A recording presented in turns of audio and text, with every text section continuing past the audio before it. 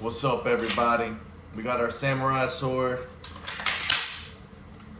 We got our UFC signed by Yuri Prochazka gloves. We got our Black Rifle coffee. We got our handy dandy notebook. And it's time to pick some fights. We got a wonderful main event this weekend. We got Sean Brady versus Gilbert Burns in an absolute banger of a main event for a fight night. The rest of the card is a little bit lacking, but we'll start at the top, we'll work our way down. And if you don't give a damn about a fight, fast forward through it to the next one. There's some good breakdowns on this one. Put in a lot of research for you guys. It is Labor Day. I am working. Grind never stops.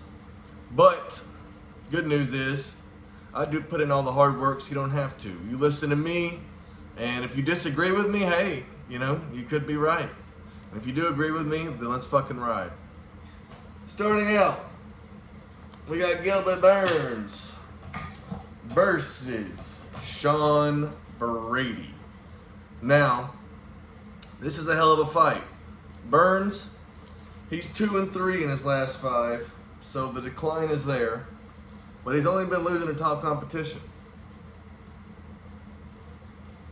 He lost to Jack Della Maddalena, who I believe is one of the best welterweights in the world. No shame in that. He lost to Bilal. No shame in that either. Bilal is the champion of the world, even though he did hurt his arm that fight. But Bilal did win, fair and square. And then he also lost to Hamzat Chimaev in a very close war. So those 3 losses, they're not too bad. He looked good versus JDM until he didn't. And, that's the thing with Burns. He is a little bit chinny. And as good as his jiu-jitsu is, he's not impossible to take down. And I think Sean Brady is too good to be tapped out. I think Gilbert Burns kind of fades in fights as well. He doesn't have the best gas tank. And he's also 38 now. Is he 38? Yeah, he's 38. And Sean Brady is 31. I actually think Sean Brady will be able to get Gilbert Burns down, and he'll be able to pretty much just work his top control. I don't think either guy will get submitted. Both of them are amazing ground fighters. Quite possibly the 2 best fighters on the ground in the welterweight division once it gets there. You got Bilal up there too, but Bilal has good takedowns and is good at getting you there. But once he gets you down, he's not near as dangerous as Burns or Brady. So I'm fully expecting the young lion to come out on top here. I think he can get Burns down at will and win rounds that way. And he's too smart. I would assume he's too smart to get in a firefight with Gilbert Burns. He saw what happened versus Bilal, so his hands aren't there. But if Burns can keep it standing, I could see Burns winning on the feet. But like I said, I think Brady is too smart to play that game, and I fully expect him to come out grappling early and often for the entirety of the fight. And we got Brady by decision. Moving down. All right, we got a female co-main event. We know how we love those, don't we? Jessica Andrade versus Natalia Silva. Now this one, the odds surprised me when I saw these. They had Natalia Silva as a 2-1 favorite. Now, you might look at their recency and you'll see that she's on an 11-fight win streak compared to Andrade's 2-fight win streak. And before Andrade's 2-fight win streak, she had lost 3 in a row. But all 3 of them were against top competition. She fought Erin Blanchfield, who's a tremendous fighter. She fought Tatiana Suarez, who's a tremendous fighter. And then I think Zhao, the girl who just fought Weili Zhang and dropped her over and over and almost won the world title. So Andrade's 3 losses, they're not bad there. And she actually beat Marina Rodriguez at UFC 300, which, crazy enough, that is Silva's last loss. So, Her last loss is Andrade's last win, yet Andrade is a 2-1 underdog. I like those odds. I won't be betting it because I bet Andrade versus the Chinese girl, Zhao Nan or whatever, and that lost me some money. So Andrade will not be getting money behind her by me, but I can completely understand if someone were to do that, because this Silva girl, she hasn't fought anyone near as good as Andrade's level, yet they're treating her like she has. And this is a big step up, but I'm calling it now. Andrade will get the win. She'll get the fraud check. This Silva girl, she's pretty young. She's 27. Andrade's 32, so Andrade's still in her prime.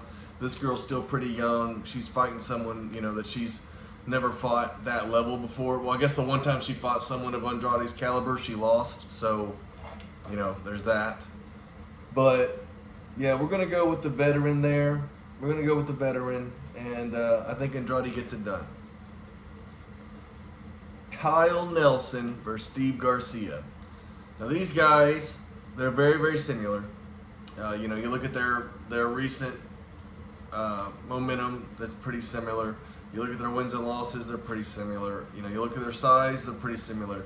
However, Garcia has is slightly taller, has a slightly better reach, is slightly younger, and they're both in their 30s, so you want to be younger in that instance. So, with the balance slightly tilting to Garcia, we're going to go with Steve Garcia. But this is a very tough fight to predict. It was honestly one of the very toughest fights to predict on the card. But between two quality guys, there's some other ones that are hard to predict, but because they're so bad. But I'm going to go with Garcia getting it done here. I think he's just a little bit bigger and a little bit better, and we'll go Garcia by KO. Could be decision though, but it'll be a good fight. I can promise you that. The Garcia all day. Matt Snell versus Alessandro Costa. Now, Alessandro Costa is 9-2 his last 11 fights, and his only 2 losses were to Steve Erceg and Amir Albazi. So he's lost to top competition. Now, if you look at Matt Snell, if you look at his last 4 losses, he's lost to Erceg, he's lost to Pantoja, he's lost to the Raw Dog, Brandon Royval, and he's lost to Nicolau. So he's been losing to quality competition as well. However, he's 34. He's been knocked out 5 times in his career. So he's very, very chinny. And he's just, I don't know, man. It just seems like he's taking so much damage, and he is just so chinny. And even though Matt Snell, I do like that he does have a good height advantage, and he has a good reach advantage in this fight. But I'm going to go with the younger guy here. Costa's got some pop in his shots, and if he touches his chin, I fully expect him to go down. And also, Costa's very dangerous on the ground, too, with the submissions. So, we're going to go Costa in this one. But, yeah, we're going to go Costa in this one. But expect that to be a great fight. But we're going Costa. Trevor Peek versus Yanel Ashmoose. Now, this is another very hard fight to predict. Ashmoose, he lost his last fight, and he didn't respond the way I would want someone to respond. You know, he was 7-0 going into that fight, and he was losing. And when he was losing, he didn't do what Trevor Peek does. You know, when Trevor Peek starts to lose, that motherfucker, he just keeps pushing forward, and he will leave his heart and soul in the octagon when he loses. You know, he never gives up. He never stops throwing volume. He never stops trying to win. Where Ashmoose, he was totally content getting the decision, throwing very low volume, clearly losing each round, but zero urgency to go after the finish and go after the win. He was perfectly fine losing and not turning up the pace. Whereas Peek, he's gonna go for it. He's gonna go for it, and he's got an iron chin too. And so I totally expect Trevor Peek to break him over 15 minutes. I expect the first round to be really close, but I think Peek's pressure is just going to break this man because he's willing to die in that octagon to get the win. And the other guy did not like how he responded to adversity whatsoever. And yeah, I'm just thinking Peek's got that dog in him, and this guy doesn't. So in a perfect world, we get a Trevor Peek standing hammer fist KO. Now that'd be badass. That's what we want. Rong Zhu versus Chris Padilla. Now Rong Zhu, he's 24, Padilla's 28. So you would think, okay, that guy's gonna be more experienced. Well, Rong Zhu already has 30 professional fights at 24 years old. And that is why I'm going to pick him to win this fight. I think he's just got a tremendous amount of experience for as young as he is. And, I mean, I have to pick someone. It was a really tough fight to predict, if I'm being honest. This is one of the picks I didn't feel too strongly on. But I feel like the UFC wants to push Rong Zhu. And, you know, the kid's got 30 pro fights. And he's only 24. And, you know, I like what I see out of the kid. So we're going to go with Rong Zhu. Ryan Spann versus OSP. Now this is the fight when I referred earlier and I said, no, there's a tough fight, but they're both really shitty. This is the one I was talking about. Okay, Ryan Spann, he's taller than him. They 165, OSP 6'3". And then I think there's a 1-inch reach gap. So they're both really big boys. But Spann is so much faster, so much more explosive. And everything in you tells you Ryan Spann's going to win this fucking fight. But then you remember it's Ryan Spann. Ryan Spann has some of the worst fight IQ in all of MMA. I mean, he had Johnny Walker almost dead and somehow wound up getting knocked out. I don't even know how to describe Ryan Spann to someone else. I will say this though. OSP being such a big dog, and he coming off a win off Kennedy, we'll just call him Kennedy Nansweshu, or whatever his name is. You know, the guy who knocked out Carlos Solberg back in the day. OSP just beat him. And that dude's dangerous. And he's a big old boy as well. Kind of like Ryan Spann, big, athletic, you know, hard hitters. Not the best fight IQ. But OSP beat him. And Ryan Spann, he's lost 3 in a row. OSP is 41 though. Ryan Spann is 33. I mean, I'm picking Ryan Spann. But if you're watching this at home and it makes it out of the first round, depending on how much damage OSP's taken, you may want to then live bet OSP at the end of round 1. Because OSP's fight IQ is 100 times better than Ryan Spann. I just think Ryan Spann physically is just so much better than OSP at this point. I mean, OSP doesn't have that explosion anymore and hasn't got a finish, I think, in like 4 years. So, I don't know, man. Ryan Spann's so stupid. God. Yeah, we're going to go Ryan Spann. Don't be surprised if he fucks up majorly and somehow OSP wins. That'd be the Ryan Spann thing to do in this case. So don't be surprised if that happens. But we're going Ryan Spann. Let's see. Isaac Dolgarian versus Brendan Moreau. Isaac Dolgarian is a negative 1,800 favorite. He's going to win, plain and simple. Enough said. Isaac Dolgarian going to win all day. Felipe Dos Santos versus Andre Lima.